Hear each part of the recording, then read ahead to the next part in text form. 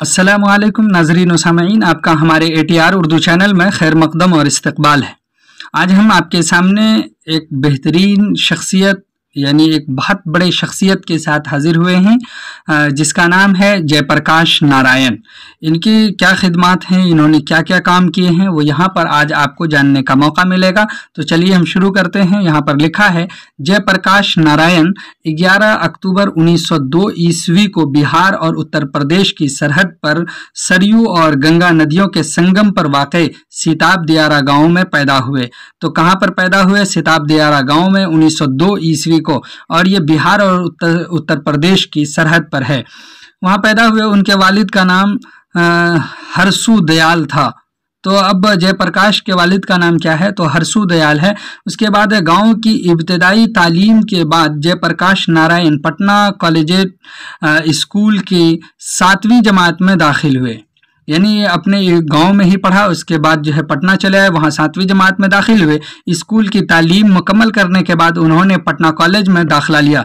फिर पटना कॉलेज में ही आप दाखिला लिए, उन्हें सरकार की तरफ से स्कॉलरशिप मिली। जब वहाँ दाखिला हुआ तो स्कॉलरशिप मिली और उन्होंने साइंस मजमून का इंतखाब किया। तो अब ये देखिए, आपसे पूछा जाएगा किस मजमून का उन्होंने, सब्जेक्ट का उन्होंने इंतखाब किया था, चूज़ किया था साइंस। इस ज़माने में पटना कॉलेज में आर्ट्स के साथ साइंस की भी पढ़ाई हुई थी, यानी होती थी। यहाँ हुई लिखा लेकिन है होती थी। 1920 ईस्वी में उस वक्त के मशहूर वकील और मुजाहिद आज़ादी ब्रिज किशोर प्रसाद की साहिबजादी प्रभावती से शादी हुई। उनकी बीवी का नाम क्या है? प्रभावती है। इस तरह से अब दूसरा पैराग्राफ देखिए कि तहरीक आज़ादी की वजह से पटना कॉलेज छोड़ना पड़ा और फिर कांग्रेस के कायम करदा इदारे बिहार विद्यापीठ से इंटरमीडिएट साइंस पास करने के बाद प्रोफेसर फूलदेव सहाय वर्मा से आला तालीम हासिल करने के लिए बनारस पहुंचे। तो आला तालीम हासिल करने के लिए किसके पास पहुंचे थे? तो आप यहाँ पे बता सकते हैं प्रोफेसर फूलदेव सहाय वर्मा के पास। और कहाँ पहुंचे थे? बनारस पहुंचे थे। 15 मई 1922 ईस्वी को आला तालीम के लिए जेपी अमेरिका रवाना हुए। यानी आला तालीम के लिए 1922 ईस्वी में जयप्रकाश नारायण अमेरिका चले गए। कैलिफोर्निया और शिकागो और विस्कॉन्सिन के तालीमी इदारों से इस्तिफादा किया, वहाँ पर उन्होंने तालीम हासिल की। ओहायो यूनिवर्सिटी से उन्होंने समाजियात में MA किया। तो अब ये पूछा जाएगा सोशलॉजी में कहाँ से जयप्रकाश नारायण ने MA किया है? तो ओहायो यूनिवर्सिटी से उन्होंने MA किया है। सोशल वेरिएशन मौजू के तहत उन्होंने जो तहकीकी मकाला जमा किया उसे इस साल की सबसे बेहतरीन थेसिस मानी गई। यानी इन्होंने जो मकाला जमा किया था उसको सबसे बेहतरीन थेसिस मकाला तस्लीम किया गया था। 1929 ईस्वी के सितंबर में जयप्रकाश हिंदुस्तान लौट आए। 1930 ईस्वी में, अब देखिए गए थे 1922 ईस्वी में, 1929 में तालीम हासिल करके हिंदुस्तान लौट आए। फिर उसके बाद 1930 ईस्वी में जयप्रकाश पहली बार और नासिक जेल में 1933 तक रहे। यानी पहली बार वो सियासत में शामिल हुए, उनको गिरफ्तार कर लिया गया, तो नासिक जेल में 1933 तक रहे। ये वाला पूरा लाइन आप याद रखिएगा। ये पूछा जाता है कि कौन से जेल में आपको कैद किया गया था, रखा गया था? तो नासिक जेल में। और कब तक रहे? 1933 तक। यानी 3 साल आप रहे हैं, 1930 से 1933 तक। 42 आंदोलन में उन्हें, यानी 42वें आंदोलन का मतलब है कि 1942 के आंदोलन में उन्हें गिरफ्तार किया गया और हजारीबाग जेल में बंद रहे। उसके बाद देखिए फिर 42 में गिरफ्तार हुए तो हजारीबाग जेल में आपको बंद कर दिया गया। दिवाली के रोज जयप्रकाश नारायण जेल की 17 फीट ऊंची दीवार कूद कर भागने में कामयाब रहे। कहते हैं भारत छोड़ो तहरीक में जिस तरह सारे रहनुमा जेलों की सलाखों में डाल दिए गए थे, सलाख यानी कैद खाने को कहते हैं, उसमें डाल दिए गए थे। अगर जयप्रकाश नारायण बाहर नहीं आते और 1 साल तक इस तहरीक की क़यादत उनके हाथों नहीं होती तो शायद सन 1942 की तहरीक नाकाम हो गई होती। यानी देखिए कि उनको जो है 1942 के आंदोलन में गिरफ्तार किया गया। अगर आप वहाँ से क्या कहते हैं, जेल की 17 फीट ऊंची दीवार कूद कर भागने में कामयाब न होते तो कौन सी तहरीक, भारत छोड़ो तहरीक, ये नाकाम हो जाती और कामयाब नहीं हो पाती, ये माना जाता है। उन्हें आखिरकार कैद कर लिया गया, यानी फिर कैद कर लिया गया और 18 सितंबर 1943 से लाहौर किले में रखा गया। यानी फिर उनको कैद किया गया तो 1943 में उनको लाहौर किले भेज दिया गया, वहां रखा गया। बाद में उन्हें लाहौर से आगरा जेल मुंतकिल कर दिया गया। फिर लाहौर से उनको आगरा जेल मुंतकिल किया गया। 11 अप्रैल 1964 ईस्वी को जयप्रकाश जेल से बाहर आए। गोया कि इस बार जो है बहुत लंबे मुद्दत तक वो जेल में रहे। वहां से 64 में बाहर आए। 1975 में इमरजेंसी लगते ही जेपी यानी जयप्रकाश नारायण को गिरफ्तार कर लिया।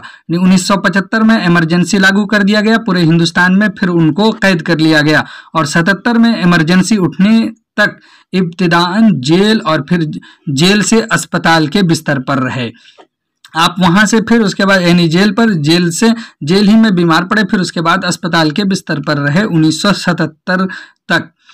जेपी यानी जयप्रकाश नारायण आज़ादी के बाद सियासी मनसब हासिल करने की दौड़ से अलग रहे। उन्होंने कोई मनसब हासिल करने का इरादा नहीं किया, उससे वो बिल्कुल अलग रहे। उन्होंने कोई ओहदा हासिल नहीं किया, मनसब कहते हैं ओहदे को। उन्होंने मुल्क की तामीर नौ की ज़मीनी सच्चाइयों पर मेहनत करने और अपनी तमाम जिंदगी को खपा देने का मुसम्मम इरादा कर लिया। मुसम्मम इरादा करना यानी पुख्ता इरादा करना, खपा देना लगा देना। आज़ादी के बाद सर्वोदय नामी तहरीक और मुल्क के गोशे गोशे में फैले उसके कारकुन ये एहसास दिलाते रहे कि गांधी जी के बाकी मानदा कामों को आगे बढ़ाना जेपी यानी जयप्रकाश नारायण ने अपनी जिम्मेदारी समझी थी। मुजफ्फरपुर जिला में नक्सलियों और मुतअद्दिद तशद्दुद पसंदों को जयप्रकाश नारायण ने समाज के उमूमी धारे में शामिल करने की कामयाब कोशिश की। यह तजर्बा चंबल घाटी के डाकुओं पर भी किया और कामयाबी पाई। कश्मीर में इंतशार पसंदों से बातचीत की सूरत पैदा करने में 60 की दहाई में जयप्रकाश नारायण ने कामयाबी पाई। आज़ादी के बाद जब सियासी मंजरनामे पर एक एक करके हमारे मुजाहिदीन आज़ादी सियासी मशनरियों का हिस्सा होकर अपनी इनकलाब पसंदी से अलग होते चले जा रहे थे, जयप्रकाश नारायण ने 1974 ईस्वी में बिहार में तालिबे इल्मों की तहरीक की क़यादत हाथ में लेकर एक कामयाब मुल्क गिर अवामी तहरीक की बुनियाद रखी। यह तहरीक इब्तिदान जमहूरियत के नाम पर आमिरियत के खिलाफ थी। जमहूरियत के नाम पर आमिरियत के खिलाफ थी। इब्तिदान जो तहरीक उन्होंने शुरू की थी मुल्क गिर पैमाने पर, लेकिन उसके मौज़ूआत और दायरे कार में वसात पैदा होती गई और न जाने कितनी समाजी सियासी बुराइयों के खिलाफ निबर्द आजमा इस आंदोलन का मकसद अव्वलीन बन गई। यानी पहला मकसद उसका इस तरह से बनता चला गया। जेपी को उसी तहरीक के ज़माने में लोक नायक कहा गया। यानी अब ये पूछा जाएगा कि लोक नायक किनको कहा जाता है, तो जयप्रकाश नारायण को कहा जाता है। और ये किस तहरीक के दौरान कहा गया? जब उन्होंने तालिबे इल्मों की क़यादत शुरू की थी तो उसी ज़माने में कहा गया था। और पूरा मुल्क अब उन्हें या तो लोकनायक कहता है या उनके मुख्तसर नाम जेपी से याद करता है, या तो उसको शॉर्ट में जेपी कहता है यानी जयप्रकाश नारायण का शॉर्ट कहता है, या फिर लोकनायक कहता है। यही दो नाम से उनको याद किया जाता है। जयप्रकाश नारायण सियासत और समाज की सरगर्मी के साथ साथ तसनीफ और तालीफ के काम में भी सरगर्म रहे। उन्होंने अंग्रेजी में ज़्यादा लिखा। टोटल रिवोल्यूशन, कामयाब इनकलाब, टोटल रिवोल्यूशन, कामयाब इनकलाब, सर्वोदय और जेल डायरी उनकी अहम तसानीफ हैं। जेल डायरी और सर्वोदय अहम तसानीफ हैं। 1974 ईस्वी में तहरीक के दौरान उन्होंने मुल्क के गोशे गोशे में जो तकारीर की जमा है तकारीर जो उन्होंने स्पीच दिए, उन्हें भी किताबों और किताबचों की शक्ल में शाये किया गया। पटना में 8 अक्टूबर 1979 ईस्वी को उनका इंतकाल हुआ। अब ये याद रखिएगा उनका इंतकाल कहाँ हुआ, तो पटना में 8 अक्टूबर 1979 ईस्वी को इंतकाल हुआ है। इस तरह से आज आपने इनके सिलसिले में यानी जयप्रकाश नारायण के सिलसिले में पढ़ा कि वो 1902 ईस्वी को बिहार और उत्तर प्रदेश की सरहद सीताब दियारा गांव में पैदा हुए। उनके वालिद का नाम हरसू दयाल था। उन्होंने स्कूली तालीम हासिल की। उसके बाद जो है अपने साइंस मजमून का इंतखाब किया। फिर आप बाहर चले गए, यहाँ पर आला तालीम दियो सहाय वर्मा से हासिल की और 1922 ईस्वी में अमेरिका चले गए। वहाँ से फिर कैलिफोर्निया, शिकागो और विस्कॉन्सिन के तालीमी इदारों से इस्तिफादा किया और ओहायो यूनिवर्सिटी से समाजियात में MA किया। फिर आपने 1929 ईस्वी में वापसी की राह ली। 1930 में जयप्रकाश जब यहाँ आए तो उनको गिरफ्तार कर लिया गया और 33 तक आप नासिक जेल में रहे और 1942 के आंदोलन में फिर उन्हें गिरफ्तार किया गया और हजारीबाग जेल में रखा। इस तरह से आप वहाँ से जो है 17 फीट ऊंची दीवार फांद कर दिवाली के रोज निकलने में कामयाब हुए और भारत छोड़ो तहरीक को अपने हाथों में लेकर के उसको नाकाम होने से बचा लिया।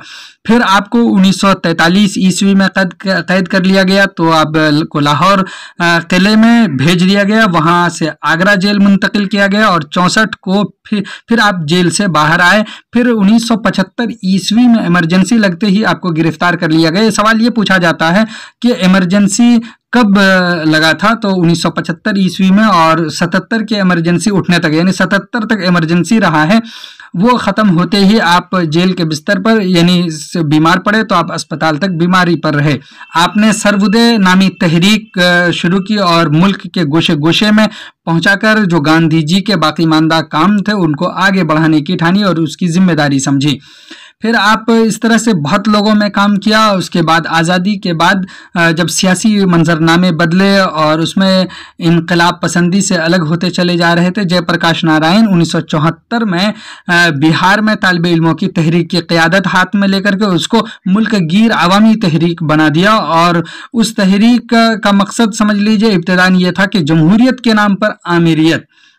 उसके मौज़ूआत फिर अलग हुए और उसी तहरीक ने आपको लोकनायक का कहिए कि लक़ब दिलवाया है और फिर आप लोकनायक या फिर जेपी के नाम से याद किए जाते हैं।